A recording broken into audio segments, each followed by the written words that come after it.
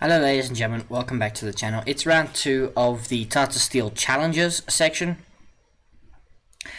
The field is heating up, shall we say. There are early leaders emerging.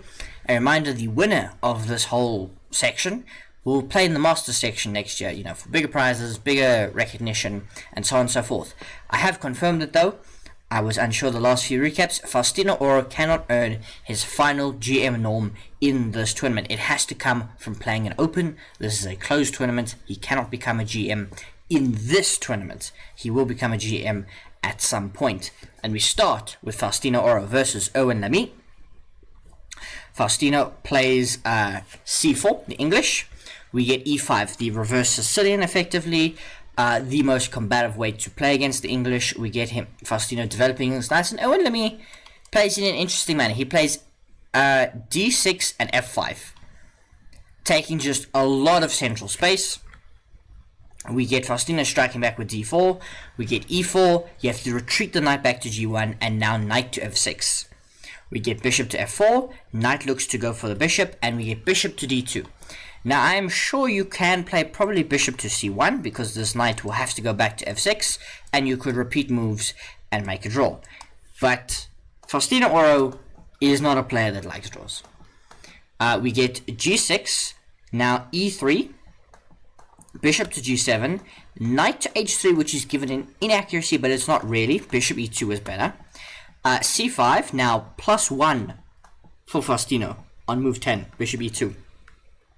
We get knight to f6, knight to f4. Black, you just can't play chess like this. You can't do this. This is not how you play chess. With all of your pawns advanced, you've developed 2 pieces. Yes, you can castle, but I will have infinite many attacks. And even if you go castle the other way, I will have attacks. You've just pushed too many pawns. And I've knocked over my microphone. Anyway, knight to c6. We take once, and we play knight c to d5. We're just putting the knights in the center. Queen to c2. And if I gave you this position, I'm pretty sure anyone above 1,000, maybe 1,500, could tell you that white is better. If you analyze this position aesthetically, white's pieces are just placed better, and black has way too many weaknesses. Like, you've got all of these. Like, h4, h5 at some point is going to be devastating. You've got this light squared weakness to your king. You've got all of these pawns. You've got surrendered this lovely d5 square. This square on e6 is weak. The knights are beautifully placed. The bishop will go and trade, and then you will have dark squared problems. It's just a nightmare to play for black. So bishop to c3. Knight takes, it's just replaced with the other knight. You can take here, I take with the queen. Now you've got huge problems. We gave queen to d6, and now f4. A huge move. Do you take en passant or do you not? You should not take en passant, but we do get takes en passant. Bishop takes f3, rook slides over to b8 to get out any potential pins. Knight drops back to f4. Why? Because I'm going to give you a check, and then I'm going to short castle. And you have got massive problems. Rook d1 is coming. I'm getting in on this file. My bishop dominates. My knight will get on that square eventually if it wants to go there. It might want to go there. It might want to support h4, h5, which is still an idea that has to be calculated. It doesn't matter that Faustino's down on time. Queen f6 is terrible. Owen Lamy is a 2600 grandmaster. He just loses. e4. Everything's cracking open. Knight can get out the way, that's fine. I swing my queen over, no queen trade. You can take the pawn. You can't, but bishop d7. Now king to h1. King slides over to h8. And now we play h3. Kick out the knight and play e5. Which is beautiful. The queen can't take this. You can't take it because you lose. Knight takes g6, I think is the cleanest way. Yeah, knight takes g6, cleanest way. Pick up the queen with the queen. Sorry, because you would take my knight. H takes g6, and then you would take here with check. And then you bust, because you have to go here. And then probably queen e7, at best, picking up the bishop. So you just lose, queen f6.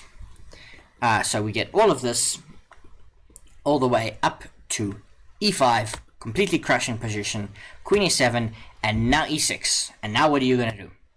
Bishop drops back to e8, queen c3 check, king slides over, And now queen e5. I'm infiltrating, I'm pushing a past pawn, I'm playing rook f3, you can kick out my knight, it doesn't matter, I'm going to pin the pawn to your king. You can play g4, I play rook d1, bishop attacks, I now slide over the other way, and I'm getting in, and I'm taking everything, and rook takes d3, and Owen Lamy just resigns. He's not getting mated, but he's lost. Completely lost, because here you've got to play something like queen g7, and here I can play queen takes g7, king takes g7, and simply knight takes g6. H takes g6, e7. And you will have to give me the rook, because rook here, I promote, you can maybe bring the king closer, play, bishop takes here, and you take here, and this game is just over. Faustino Oro takes down a 2600 grandmaster, and he wasn't the only person scoring victories.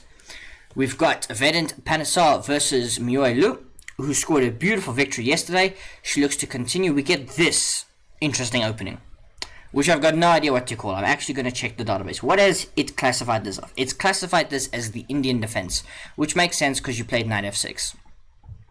But very, very strange stuff. Very strange stuff indeed. You've got like the Queen's Indian style bishop, Queen's Indian defense bishop. But why has white played d4 and c3? And then bishop to g5. Very, very strange. It's like merging Trompowsky and London ideas kind of thing. So we get knight to d2, now d6, queen c2, and now e6. e4, h6, bishop drops back, bishop e7, bishop to d3, and a6. Very cagey setup. This is very hedgehog-like, where you're just putting out a bunch of stuff on the 6th rank. You're provoking white. They're taking a lot of central space, they've got pins, but they're not really making that much of an impact, and you're just going to let them come to you. And now you launch with c5. And white's got choices to make. This is not easy to play. I hate playing these positions. The bishop now gets packed to g3. And black, you could argue, maybe is overextended. Not that square. Maybe is overextended, but there's no weaknesses. The king has flexibility on which way to go. It may stay in the center. And what do you do as white? You've got to worry about these pawns coming through, breaking everything apart, causing pins, trapping pieces.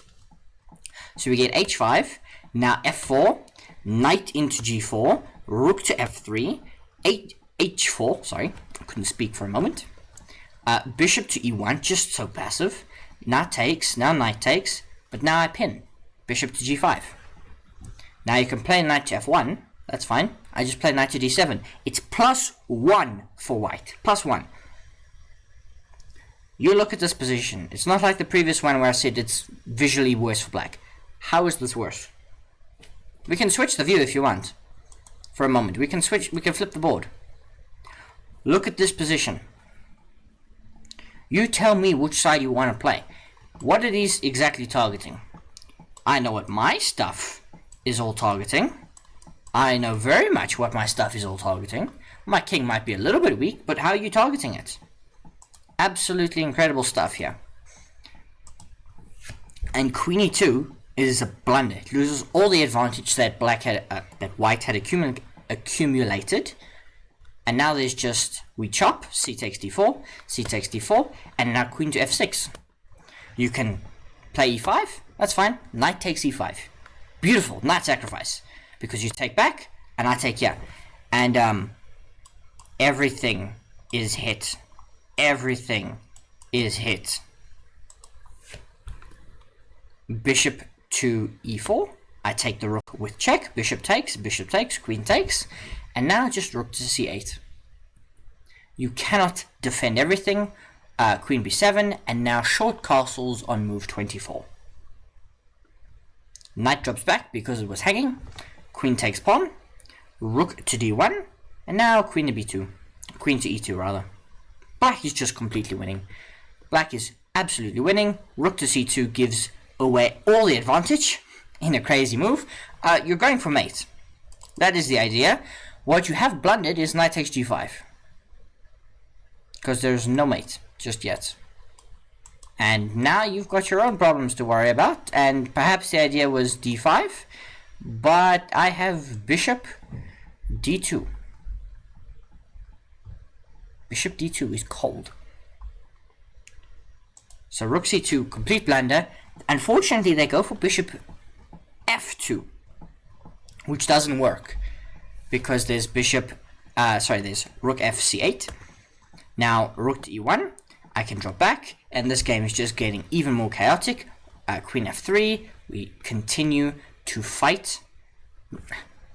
Remember a long time ago I said black's king wasn't weak. Black's better now, but that king is weak, and you've got to try and not blunder perpetual here. So we get e5, and you've blundered perpetual. Unfortunately, white doesn't go for it. I do not understand how in this position you do not play queen g4 check. Unbelievable. Like, I know you might be worried about king f8, but there's queen h5. And you can take the bishop, let's say with the pawn. You have mate in 1. So you can't do that. You have to play something like king e8. And now bishop e3. And white holds this position. Knight e3 is not it, because now rook to c1. Knight to f5 is a great idea. Looks to take the bishop, but I can just play bishop f6, which is blunder. Blunder is just all everywhere. And eventually the dust will clear somehow with queen e3. I don't even know why white resigned in this position. Couldn't tell you. Maybe it's because this knight is a bit trapped, but you could probably rescue it. I know the idea is maybe then b5, and maybe just you're paralyzed. But this is just a crazy position. Absolutely crazy game. Just watch this from the beginning, right? It was, an interesting opening. Black played quite cagily, and then once they started firing stuff, it just got crazy. We had inaccuracy, we had blunder, one blunder. Okay? We wait for it, we wait for it, we wait for it. Second blunder. Third blunder. Fourth blunder. Mistake. Fifth blunder. Sixth blunder. Seventh blunder. Eighth blunder. Ninth blunder. And I think that's it. Absolutely crazy game. Absolutely crazy. But it was not the only other result. We had Carissa Yip versus Max Varmadam. She plays an Alpine Sicilian of sorts, which is a really good anti-Sicilian tool. I'm learning it myself to try and combat the Sicilian, which I always seem to struggle with. We get a lot of mainline stuff. White is defending this isolated pawn. Black has this isolated c-pawn as well, which can become a target. This knight you never want to take because you just improve black's structure. And black has taken space on the queen side. Now there's often ideas to do this. Not right at the moment because that would be losing a bishop. But there are always those kinds of ideas. You've got your knight reasonably well placed here on c5. You can get the bishop out, although it's not really clear where, so that's why you wait to deploy it. Queens on e2, kings are castled, and here we play chess. So we drop the knight back to e4, which targets the bishop. Bishop goes back to f8. Looks passive, but you may want to play g6, bishop g7, and put pressure on that pawn. Now we get bishop to g5. Queen slides over to b6. Rook ac1. You can't take that. Please don't hang your queen. So now we get a4. Queen h5. We're just going for mates. Bishop a6. I told you about that idea not so long ago. But now I can take. Because there's a difference. You have to go here. Queen, which is interesting. The idea is if I take here, e takes d5, hits the knight. Sorry.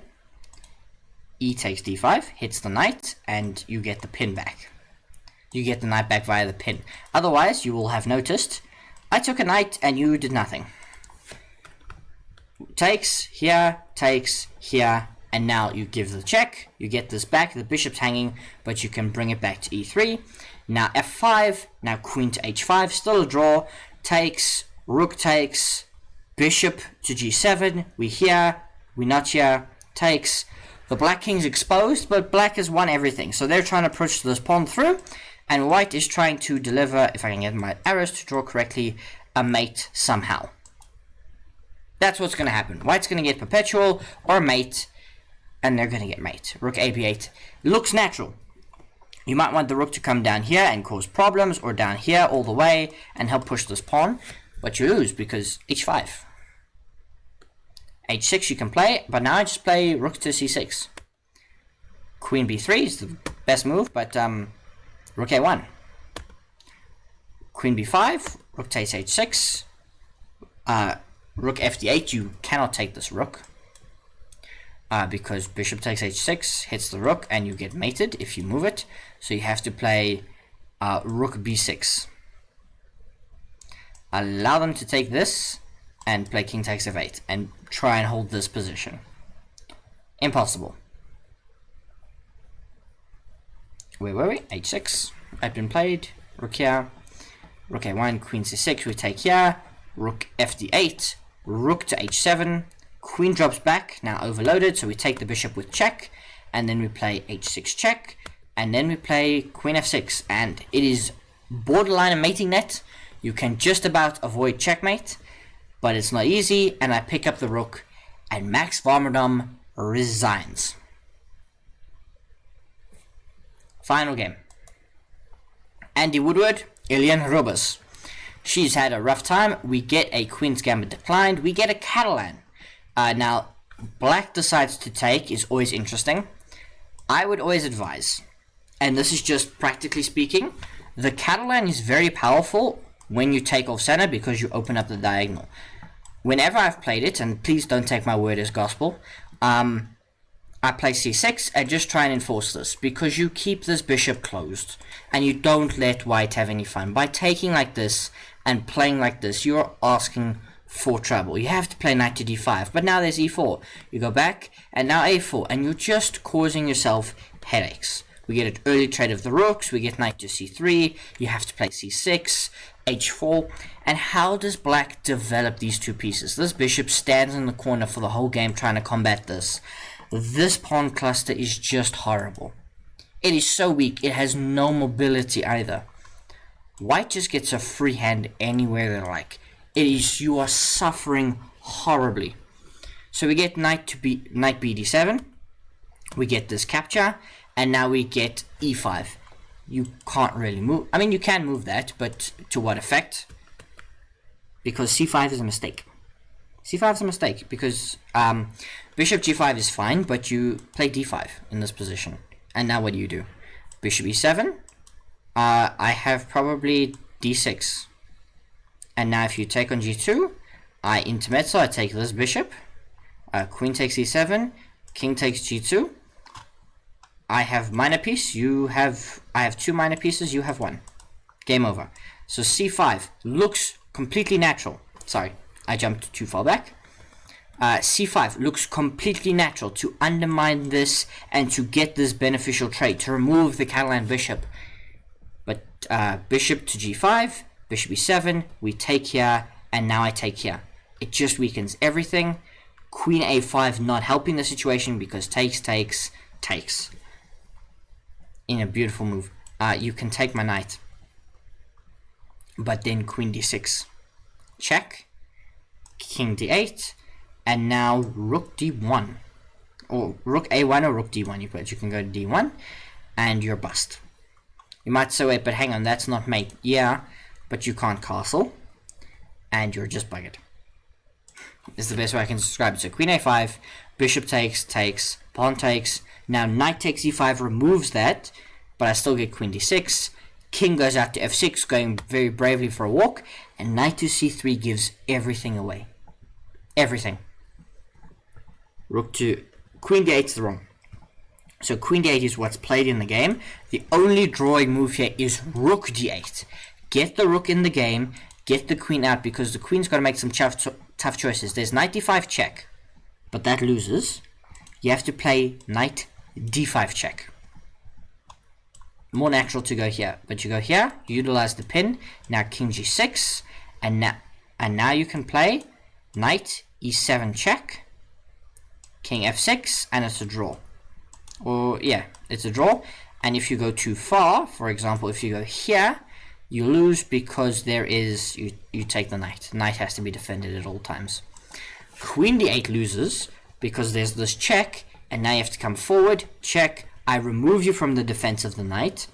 You can take here, but I'm mating you. It's mate in 4 and mate in 3 with king f2. So Andy Woodward wins. Now to look at the standings, we're going to look at the standings, tournament, challenges section. In the standings, Let us change views. The standings look as follows. In first place is Miaoyi Lu with 2 wins. Then there's Bibisara, and then there's Ayudin. They both made draws today. Then there's Faustino Oro, and then there's Carissa Yip. So 4 players on 1.5 points, only 1 player on a perfect 2. And then we've got Vasyl Ivanchuk, Vasyl Ivanchuk, Daniel Yufa, Marc-Andre Morizzi, Andy Woodward, who scored a nice victory there to make up for his loss yesterday. Venin Panasar, 1 win, 1 loss. And then 3 players off to a really rough start with back-to-back losses. Erwin Lamy, Elian Robers, and Max Varmadam. And that's how the Challenger section is shaping up after round 2 of Tata Steel 2026.